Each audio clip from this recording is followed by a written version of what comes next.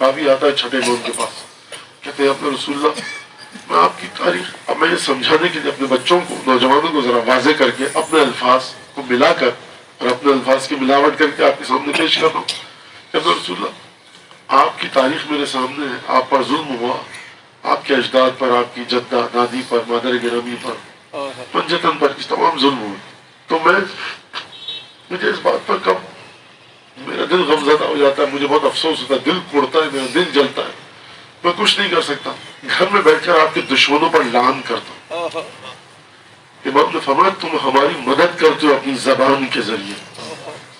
یعنی کیا مطلب؟ اللہم لن قتلت عامر، اللہم لن قتلت الحسین، اللہم لن، یہ تمام جو آپ لعن بھیجتے ہیں، امام فرمایا تم ہماری مدد کرتے ہو. خوب توجہ کیجیے گا، اگر انسانی ذہن کے مطابق کام کیا جائے، انسانی ذہن کے مطابق، نعوذ باللہ، قول امام اس لیے میں کہہ رہا ہوں نعوذ باللہ، یہ ایک فضول لغو اور بیکار چیز لگتی ہے. کیا بیٹھ کر کہتے ہیں فلاں سڑک بند کرنے والے پر لعنت، فلاں سڑک بند کرنے والے پر لعنت. بھائی آپ کی تسبیح گھمانے سے سڑک کھل جائے گی کیا؟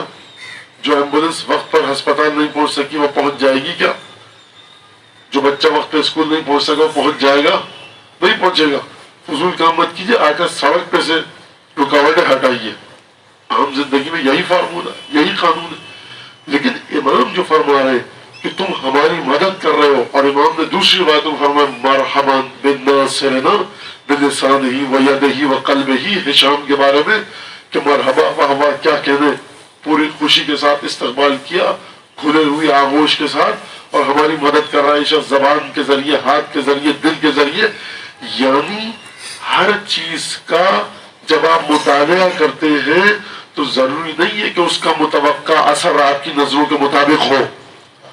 اگر عالم غیب میں ایک جملہ اثر ڈال رہا ہے اور امام فرما رہے کہ یہ جو تمہارا جملہ ہے یہ تم ہماری مدد کر رہے ہو، اس کا مطلب کیا ہے؟ اس کا مطلب ہے کہ لعن کرنا دشمنان اہل بیت پر بذات خود ثواب کا باعث ہے.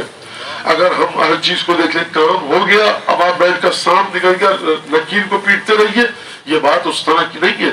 جب آپ کھانا کھاتے ہیں، بہت بہترین کھانا، کچھ ذائقہ، یا نارمل کھانا، کوئی ایک معمولی سا کھانا، کیا حکم ہے؟ بلند آواز سے کہو. روایت ہے کہ جہارت یعنی بلند آواز سے کہو الحمدللہ رب العالمین، تعریف اس خدا کی، حمد اس خدا کی جو کائنات کو پال پوس رہا ہے. اچھا تو آپ نے جملہ کہا تو کیا شکر ادا ہو گیا؟ کیا ہوا؟ گندم اگایا کسان نے، فصل اتاری کسان نے، گندم کو بالیوں سے کوپلوں سے درست کیا اس کسان نے، پیسا گیا گندم کو فلور مل کے اندر، دکان پر آیا پرچون کیا، آپ کے محلے کی نکڑ کی دکان پر لایا کوئی اور خاتون خانہ نے روٹی پکائی، آپ نے جو بہت بڑا تیر مارا، دندان مبارک کو ہلایا، اپنے جبڑے مبارک کو ہلایا، روٹی چبائی، الحمدللہ رب العالمین، تمہیں یہ ثواب ملے گا. آپ نے کیا کیا ہے؟ میں نے کیا کیا ہے؟ جواب آئے گا عالم غیب سے کہ تم جملوں کو اپنی ذہن کی سطح کے مطابق مت پرکھا کرو، جو ہم نے حکم دیا ہے اس کے ذریعے جملوں کی تاثیر کو دیکھو. یہ جو آپ مسلسل کہہ رہے ہوتے ہیں نعرہ حیدری یا علی، تو یہ آپ نے کیا تیر مار لیا؟ تیر تو اس ہستی نے مارا تھا کہ جو رسول کی مدد کر کے دنیا سے چلا گیا. یا علی یعنی ثواب ملے گا. کس بات کا ثواب؟ ایک نام زندہ ہو رہا ہے. کہاں پر زندہ ہو رہا ہے؟ میں اور آپ اس نام کو زندہ کریں گے. وہ نام عرش الہی پر زندہ ہے، لوح قلم پہ زندہ ہے، ملائکہ کے درمیان زندہ ہے. تو پھر ہم اور آپ کیا کر رہے ہیں؟ ہم اور آپ اس نام کو اپنی نسلوں میں منتقل کر رہے ہیں. یعنی ہم ہر چیز کو جب تک اپنی سوچ کے مطابق پرکھیں گے گمراہی کا شکار رہیں گے.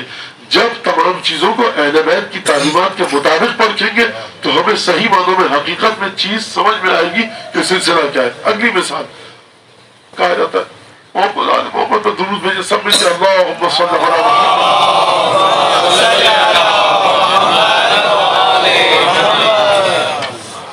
درود بھیجا جاتا ہے.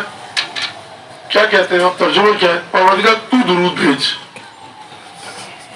یعنی آج تک ہم نے کبھی درود نہیں بھیجا، پروردگار تو درود بھیج محمد آل محمد پر، تو ثواب آپ کو ملے گا. وہ تو درود بھیج رہا روز اعظم سے.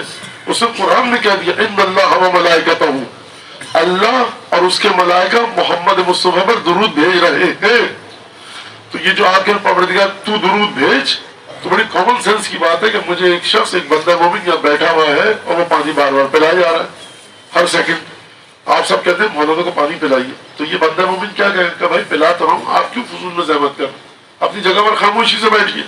لیکن پروردگار کہہ رہا ہے اے ایمان والو تو تم بھی درود بھیجو. تو سوال یہ ہے کہ جب پروردگار عالم درود بھیج رہا ہے تو اس بندے حقیر کی اوقات کیا ہے کہ محمد و آل محمد پر درود بھیجے. ساتویں امام سے پوچھا گیا یا ابن رسول اللہ یہ درود کا فلسفہ بتائیے, درود کا معنی بتائیے. ساتویں امام نے روایت میں بیان فرمایا درود کا معنی یہ ہے کہ تم ابھی تک اس عہد پر معاہدے پر باقی ہو جو تم سے روز الست لیا گیا تھا. پروردگار عالم جب سے پروردگار عالم ہے ان اللہ, اللہ بھیج رہا ہے درود. یہ اللہ کب سے اللہ ہے, پرسوں سے, ترسوں سے, کل ہوگا, 10 سال پہلے سے. اللہ کی حقیقت کیا ہے یہ وہی جانے.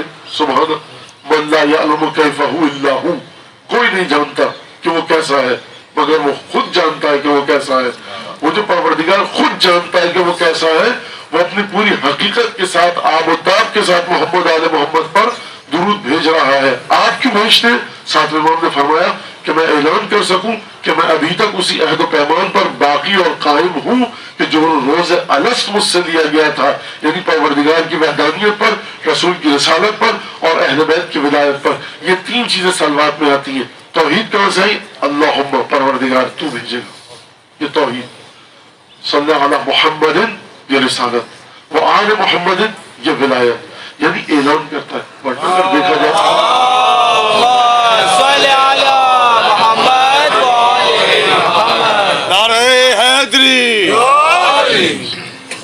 یعنی اگر دیکھا جائے اس جملے کی کوئی حقیقت نہیں. بھائی آپ کیا کر رہے ہیں, کون سا تیر مار رہے ہیں, میں کون سا تیر مار رہا ہوں.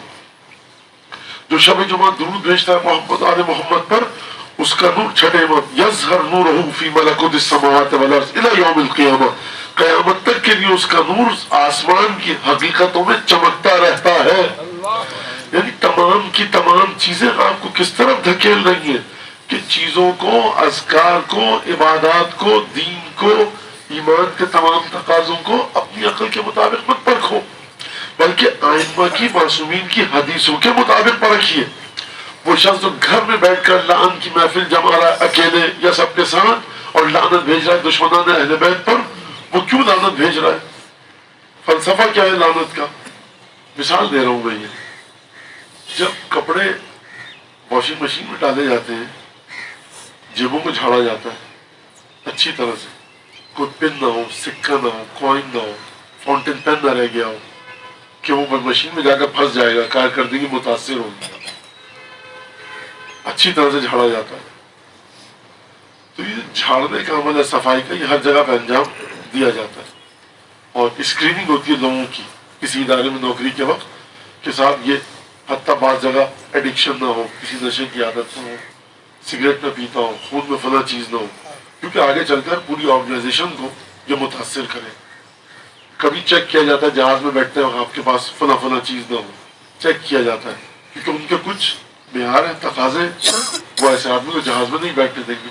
اب وہ کیا ہوتا ہے مجھے نہیں پتا, جہاز اڑانے والا جانتا ہے, جو سیکورٹی ہے جہاز کی یا جو ہوا بازی اور جو سفر ہوتا ہے پورا ہوا میں ہوائی جہاز کے ذریعے, وہ جانتے ہیں کیا ہے.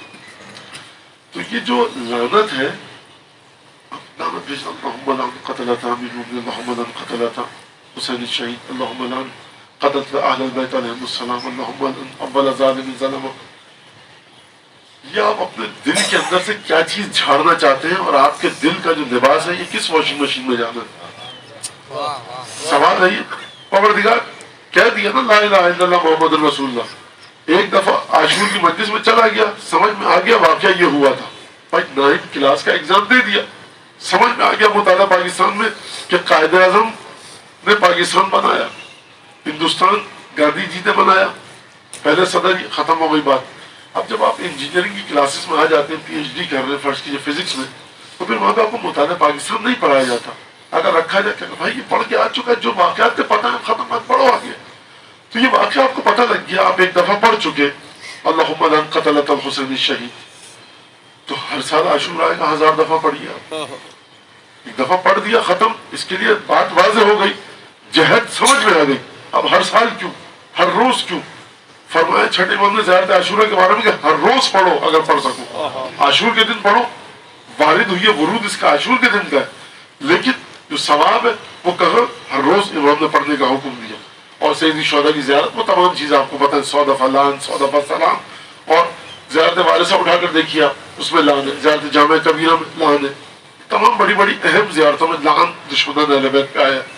تو یہ لعن جو اب مسلسل ایک پروسیس چل رہا ہے، یہ کیا چیز جھاڑ رہا ہے آپ کی روح کے لباس میں سے؟ کتنی دفعہ آپ جھٹکیں گے قمیص کو؟ 1 دفعہ، 2 دفعہ، 3 دفعہ، کہا جا رہا نہیں صبح شام جھٹکو اس کو۔ میری مثال اگر سمجھ میں سورہ مجادلہ کی آیت آپ کے سامنے پڑھتا ہوں، پروردگار عالم نبی کریم سے مخاطب ہے، اور اس آیت میں سورہ مجادلہ کی پروردگار فرما رہا ہے لا تجد قوما یؤمنون باللہ والیوم الاخر یوادون من حد اللہ ورسولہ، کہ حبیب تم کبھی بھی کسی قوم کو نہیں پاؤ گے جو صاحب ایمان ہو۔ یعنی کیا مطلب؟ یعنی ہم کہتے ہیں آپ مومن کو نہیں دیکھیں گے وہ نماز قضا کرے، آپ مومن کو نہیں دیکھیں گے کہ وہ نعوذ باللہ شراب پیے، وہ نشہ کرے، آپ مومن کو نہیں دیکھیں گے کہ وہ حرام کھائے، آپ مومن کو نہیں دیکھیں گے فلاں کام کرے۔ یہاں دیکھیے رسول خدا سے پروردگار مخاطب ہو کر سورہ مجادلہ میں کیا فرما رہا ہے؟ فرمایا حبیب لا تجد قوما یؤمنون باللہ والیوم الاخر، حبیب تم ان لوگوں کو جن کی خصوصیت یہ ہے، کیا خصوصیت ہے؟ کہ جو ایمان رکھتے ہیں کس پر؟ خدا پر اور قیامت پر۔ جو خدا اور قیامت پر ایمان رکھتے ہیں حبیب، ان کی یہ خصوصیت ہو ہی نہیں سکتی کہ وہ ان لوگوں سے مودت رکھے کہ جنہوں نے اللہ اور اس کے رسول کو غضبناک کیا۔ یعنی اب مومن کا دل دھڑک رہا ہے کہ کہیں اس کے دل میں، اس کی تہ میں کوئی عجیب جملہ ہے کہ تلچھٹ باقی نہ رہ جائے، اس کی تہ میں کچھ باقی نہ رہ جائے کہ جس کی بنا پر اس کے دل میں محبت کا رتی برابر شائبہ ان لوگوں کے ساتھ ہو کہ جنہوں نے اللہ اور اس کے رسول کو غضبناک کیا، اور کب موت آ جائے، کب پروردگار کے سامنے جانا ہو تو مومن کو حکم دیا گیا کہ جہاں درود بھیجتے ہو عجل فرجہم ولعن اعداہم یا واہلک عدوہم بھی پڑھا کرو۔ یعنی اتنا جھاڑو اپنے دل اور روح کو کہ اس کے اندر سے دشمن اہل بیت کی مودت کا اگر کوئی شائبہ بھی ہے تو وہ تمہاری مسلسل لعن کے ذریعے نکل جائے۔